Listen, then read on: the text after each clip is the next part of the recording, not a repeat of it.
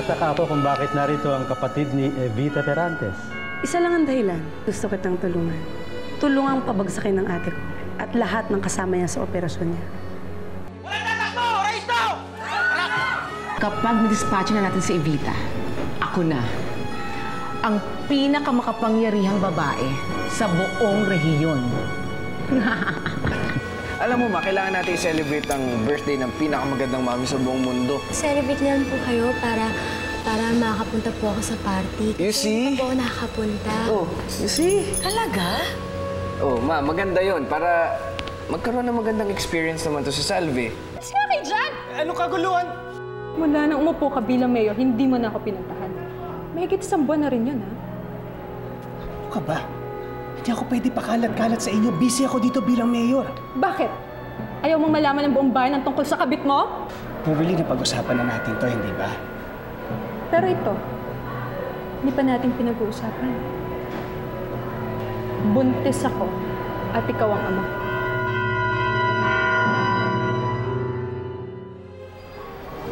Oo, Alfred. Dinadala ko si Mayor Junior sa sinapupunan ko. Ano kailangan mo? Kailangan ng baby ko ng ama. Sustentohan kita. Hindi. Bibigay ko lahat. Hindi. Ang gusto ko, pakasalan mo ko. Sisiraan ka na pa ng ulo? Kasal kami ni Via.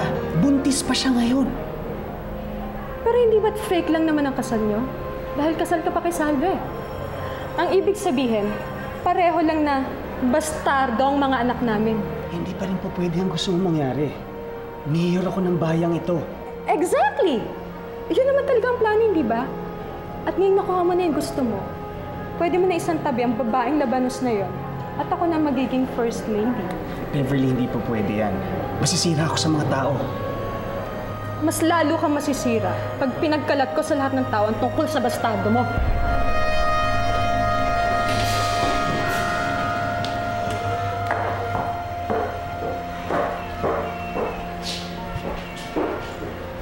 Via! Ay! Kamusta ka na? Teka, dito tayo sa loob. Sino yan? Wala. Mihingi lang ng ano para dun sa fundraising nila. Tara, tayo sa loob. Ingat dito. Paanong hindi mo nalaman yung tungkol sa nangyaring raid? Probinsya lang nangyaring raid. Walang clearance sa regional. Saka kay governor nang galing yung utos. Pwede kong patanggal sa posisyon yung provincial chief na yon para hindi na kiguluhin. Hindi, huwag mo siya tanggalin. Siguro, i-reassign mo na lang. Pwede kong gawin yan. Sige, ako nang bahala. Ano nga pala, pwede ako mag-set up ng meeting kay Dumagis para hindi na maulit ito. Sige. Okay lang. Tuloy na ako.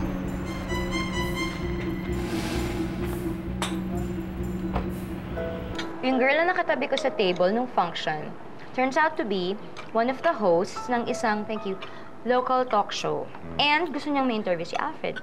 I think that's a good idea, Lolo. What do you think? Definitely. Alfred? Ha? Parang hindi ka naman nakikinig sa sinasabi ko eh. Nakikinig ka ba? Oo naman. Ano yun? Ang sabi ni Via, meron daw local station. Gusto ka interview him, Alfred. Okay ba yun? Di ba dapat pagtuunan ko muna ng pansin yung mga trabaho ko bilang mayor? But it's part of image building. Alfred, I think Via is right. To be good for you. Do the interview. Are you okay? Kasi parang kanina ko pa napapansin that your mind is elsewhere. May kinalaman ba ito dun sa babaeng kausap mo kanina sa office? Sino babae? Ano sinasabi mo? Yung babae. Matangkad, mahaba buhok, maputi. Wala akong natatandaan ganon. Dami kong kausap kayo na sa opisina. Kaya, hindi ko alam. Sige, kung tingin niyo makakatulong yung interview na yan, kung mabuti yan, sige, tuloy niyo, schedule mo na lang. Ngayon, nandito po lahat ng mga nagastos para sa mga barangay. Okay. O sige, pag-aaralan ko lang lahat ito, kasi bibigay rin namin sa'yo agad, ha? Sa'yo. Ito naman po yung sa barangay na. Okay. Yung mga barangay niya, ang daming gastusin, ano? Alamin mo ang lahat tungkol sa babaeng nagpunta sa office ni Alfred kanina. Sigurado naman akong nag-log in yan nung pumasok siya sa munisipyo. Doon ka magsimula. Sige. Ako nang bahala doon. Sige. Iniisip mo ba na hindi ko malalaman ang tungkol sa babae mo? At buntis rin pala siya. Hindi ko hahayaan na maipanganak niya ang bastardo niya. Hindi ko hahayaang sirain niya ang mga plano ko. Julie, nakausap ko si Melvin. Nag-aalala siya sa'yo. Ano bang pinaplano mo? Yaya, sabihin mo sa kanya, wala siyang dapat ipag-aalala. Dahil alam ko lahat ng ginagawa ko. Sana nga, Julie. Sana nga. Sinasabi ko na nga ba nagkakausap pa rin kayo ng Melvin na yun eh? Hindi. Huwag mo nang itanggi. Narinig ko na yung pinag-usapan niyo eh. Hindi ko alam sinasabi mo tayo. Ano mga kasinungaling ang sinasabi sa'yo ni Melvin, ha? Tungkol sa akin. Ano? Hindi ko nga alam ang sinasabi mo eh. Kaya ka ba ganyan sa akin ngayon, ha? Dahil mas naniniwala ka sa hayop na yun kay sarili mong asawa? Ano ba? Tama! Asan siya? Asan si Melvin? Hindi ko alam.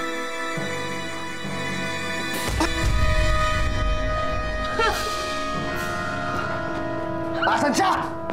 Hindi ko nga alam!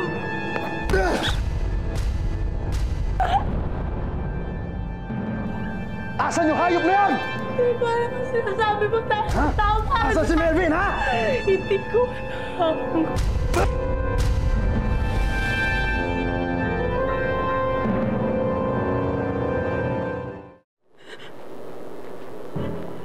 Sinabi ko naman kayo sa'yo eh. Kalimutan mo na yung Melvin na yun. Pasensya ka na, hindi ko naman talaga sinasadya eh. Sige, magpalamig ka muna ng ulo. Usap na lang tayo mamaya.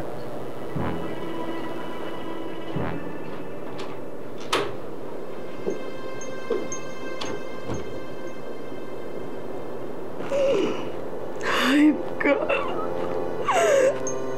Hayop ka tayo. Kayo ni Ate Evita. Gaganti ako. Gaganti ako sa lahat ng mga naging kasalanan niyo sa akin. Hindi ako titigil. Hanggat hindi kayo nakukulong sa lahat ng kasalanan sa amin ni Roman. May usapan kayo ni Mama, hindi ba? Hindi naman maaaring wala akong gawing aksyon laban sa Huweteng. Dahil isa ito sa aking plataforma ng aking kampanya. Naintindihan niyo naman siguro ito, di ba? Sana rin naintindihan niyo kami. Madali na ang pag-usapan ito eh.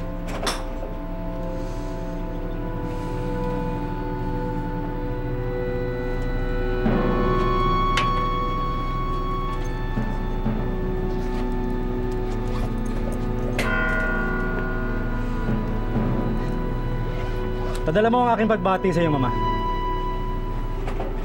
Hi. Enrique, let's go. Yeah, let's go. Ayaw ba sama? Hi. Sige, go. Salamat. Bye.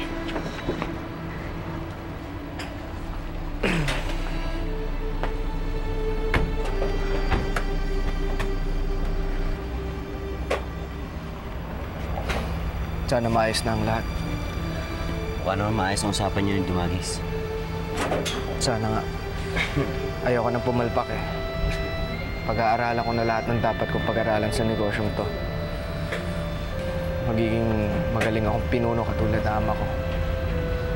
Kung nasan man siya, alam ko magiging proud siya sa akin. Tumanggap ng pera si Dumagis galing sa mga perantes. Sinasabi ko na nga ba? Wala akong tiwala sa Dumagis na yan. Pero sa ngayon, kailangan pa rin natin siya. Dahil siya pa rin ang gobernador ng probinsyang to. Anong gagawin natin? Gusto kong bumagsak ang negosyo ni Evita para mapasok ko ng reunion. At gusto ko ngayon na. Sino nga palang nagpapatakbo ng operasyon ngayong wala na si Django? Si Derek, yung anak ni Evita. Pwes, gumawa ka ng paraan para itumba ang Derek Perantes na yan.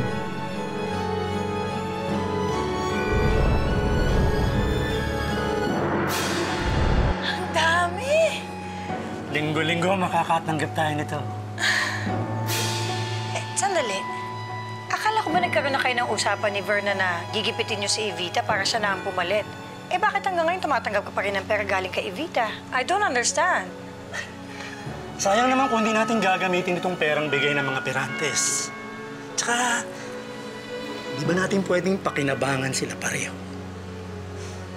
Matalino ka rin, ano? Kaya nga ako naging governor eh. Kaya kita pinakasalan. Inaareglo ng plano para patumbahin si Derek. Gusto ko sa lalong madaling panahon. Yes, ma'am. Kapag namatay na ang anak ni Evita, babagsak siya. Pati na rin ang negosyo niya. It's a brilliant plan. Pati ko yung naisip dati. Bakit mo ako pinapunta dito?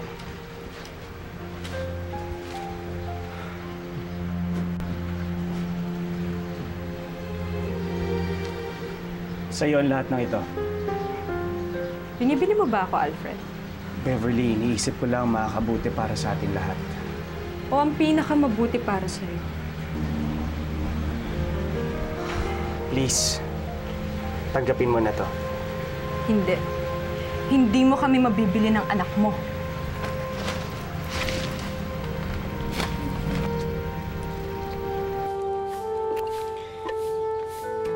Ma'am Evita, tinawagan ko na po yung caterer. Tumawag na rin po ako ng bulaklak. Kompleto na po yung pinapagawa niya sa akin. May uutos pa po ba kayo? Wala na. Maayos ng lahat. Sige, ang sekretarya ko nang bahala sa mga bisita. Sige po. Salve. Po. Alam mo, hindi ko mapaplano lahat ng ito kung hindi dahil sa'yo. Malaki na talaga ang pinagbago mo magmula doon sa mahiyaing babaeng nakilala ko. Ma'am Evita, kung ano po ako ngayon, dahil po yun sa inyo ni Derek, malaki po yung utang na loob ko sa inyo. Papasalamat po ako sa lahat po ng kabutihan na binigay niyo po sa akin. I'm proud of you. Halika na.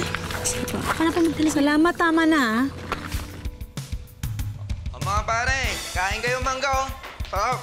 Alam nyo, ako pa nagtalop na ito. Special kayo sa akin, eh. Pare, huwag kayong mahiya, ah.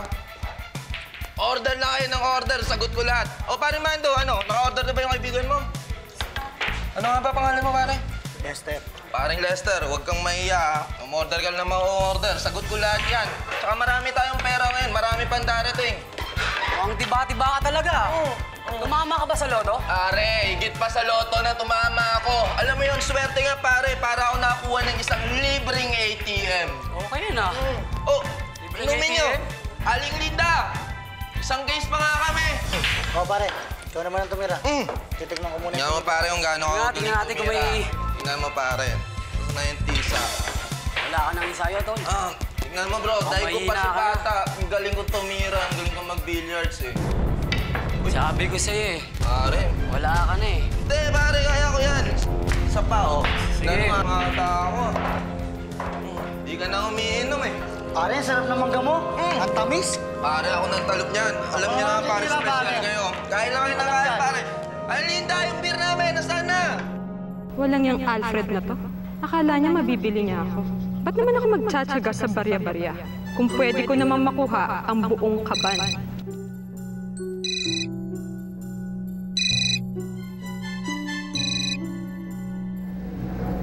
Hello? Si Beverly Romero ba to? Sino to? Isa akong reporter sa local publication, yung Coffee Punch. Nabalitaan ko kasi na marami kang pwedeng ibulgar tungkol kay Mayor Alfred De Leon. Gusto ko sanang eksklusibo na interview. Tama ang narinig mo. Marami akong pwedeng sabihin tungkol sa butihin nating mayor. Pwede ba tayo magkita mamaya? Sure! Marami akong bombang pasasabot. Lagot ka ngayon, Mayor Alfred. Mamayang gabi, may party sa Rancho Perantes. Doon nyo tirahin si Derek. Areglado, sir. Gusto ko ang trabaho. Malinis, ha? Kailan ba kayo mapahiya sa amin?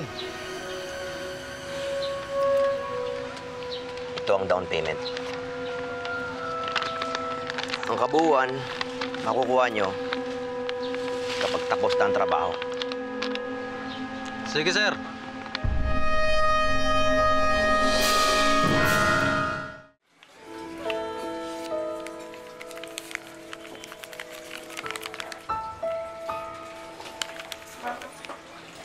Okay, sabi kay Mayor, maraming salamat.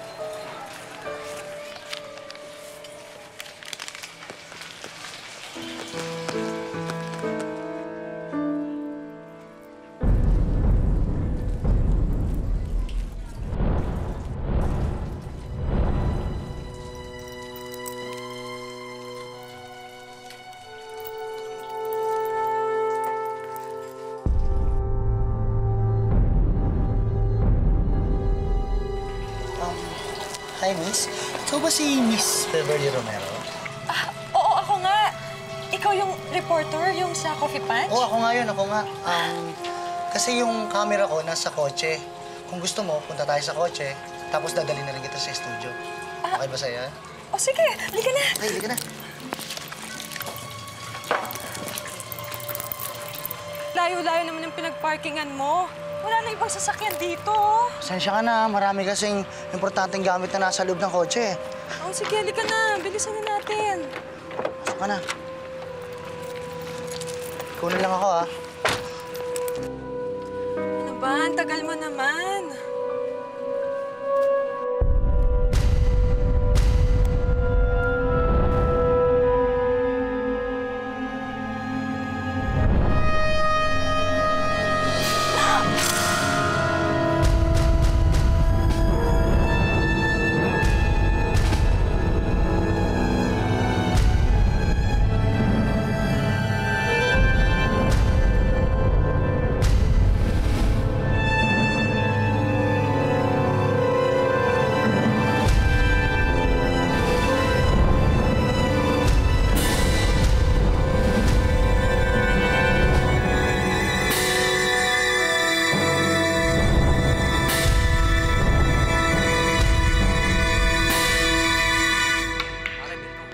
Pare, order ka na ng order, akong bahala sa'yo. Nga pala, nasaan na yung kaibigan mo? Yung Lester ba yun? Di sumama eh. Laki-laki ng katawan, mahina naman uminom.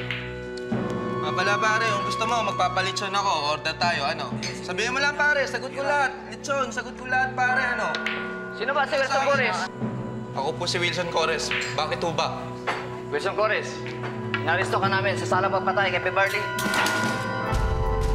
Sir, wala akong kasalanan! Sir, sandali! Ano ba kasalanan ng kasama ko? Sir, sandali! Sumama ka na!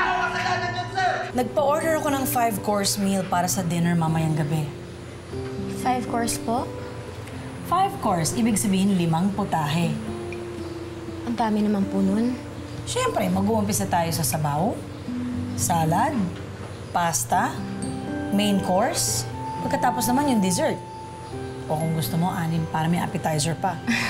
Grabe. Yun ang unang-una. Grabe po. Kaya ngayon, kailangan ka matuto ng table manners para namang hindi ka mahiya kapag may bisita na mamaya. Table manners? Halimbawa, anong una mong gagawin kapag naupo ka sa mesa? Kakain. Hindi. Kukunin mong napkin mo, ilalagay mo ng ganito sa lap mo.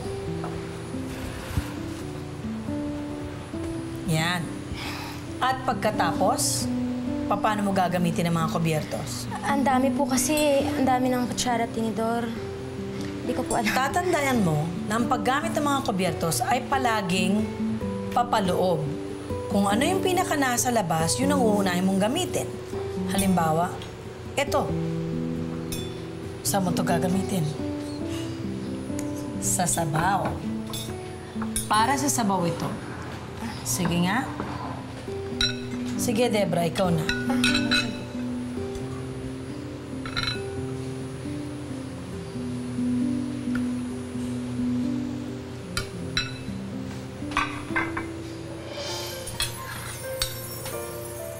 Sige, inumin mo yung sabaw mo.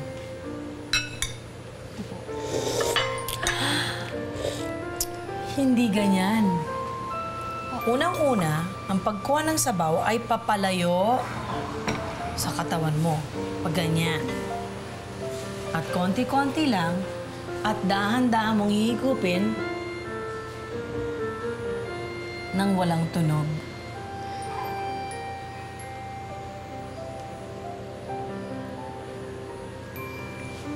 Yan. Nahanap kanina sa San Marcelino Public Park ang katawan ng isang nagngangalang Beverly Romero. Nahuli na rin ang suspect na si Wilson Cores, ngunit hindi pa rin malinaw ang motibo nito sa pagpatay. Sa ngayon, kasalukuyang nakakulong ang suspect at kini-question ng mga otoridad. Well, I guess that solves our problem regarding Wilson. Pero sino kaya yung kawawang babaeng pinatay niya? No?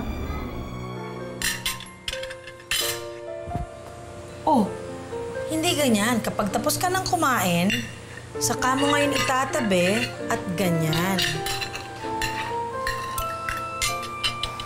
Yan. Ibig sabihin, tapos ka ng kumain.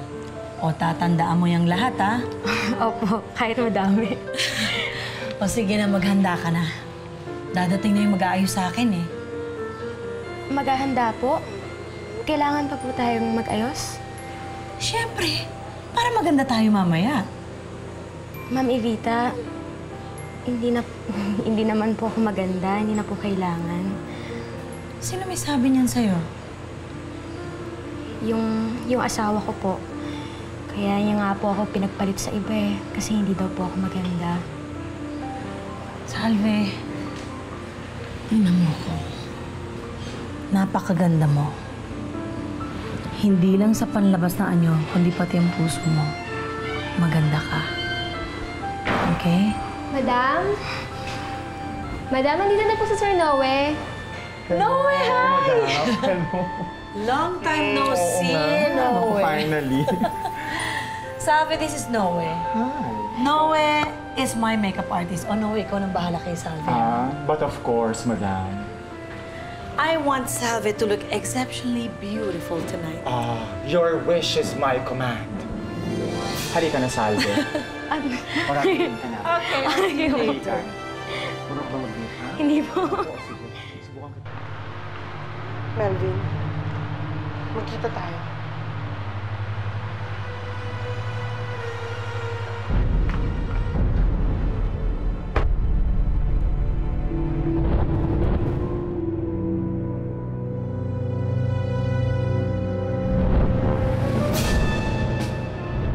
Hello, ma'am. Umalis si Julie. Sinundan ni Tyrone. Ako nang bahala sa kanila.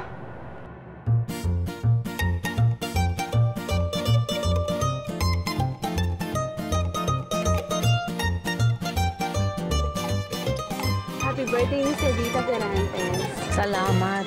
Thank you, ah. O sana lalong lumago pa yung negosyo ninyo. Thank you. Hi! Happy birthday! Kamusta na po ang inyong bagong apo? Salamat po sa pagdalo ninyo. Wow! Ang mga biyahero! Kamusta na po ang biyahe ninyo sa States? Naman, Mare, looking younger, ha? Hello. Oh, Lawrence, nandito na ako. Isabay mo na rin si Juno kasi hindi sumabayan sa akin kanina dahil may exam yan. Oo, bilisan nyo na kasi magsisimula na yung party, ha? Sige, magkita na lang tayo dito mamaya. Okay. Alin? Thank you for coming. Future Congressman! Kamusta na po? Lalong gumaganda ang ating First Lady. Yes, of course. Thank you for coming. Ano nga bang itatayo mo? Pawn shop ba o mall? Payaman ka na ng payaman. Sobra na. Ma? Hi, excuse me. Sige, enjoy the party, ha? Ma? Wow! Hello, darling. Happy birthday. Thank you. ang gaganda naman ng mga bulaklak na ito. Of course. Nothing but the very best for my beautiful mom. Thank you. You're so sweet. Teka, nasa si Sandy? Tamang-tamang dating mo. You're in for a big surprise. Big surprise? Yeah. Nasaan na ba siya? Maya-maya ang darating niya si Sandy. Baka hindi mo makilala. Hindi ko makilala.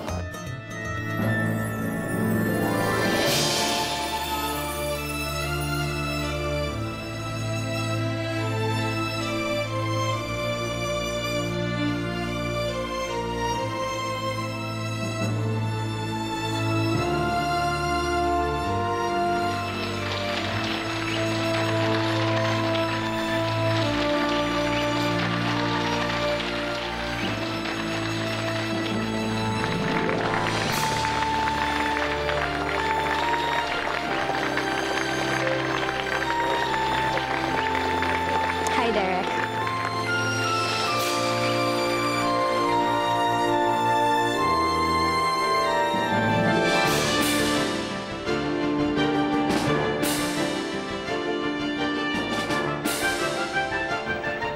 I'm having this feeling that this is going to be an interesting night.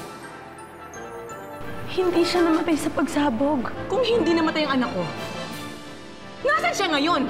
Si Derek. Siya ang anak mo. Anak ko si Derek?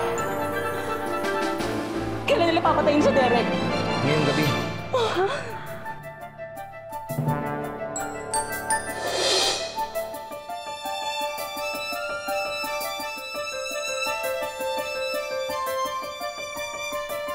Kung saan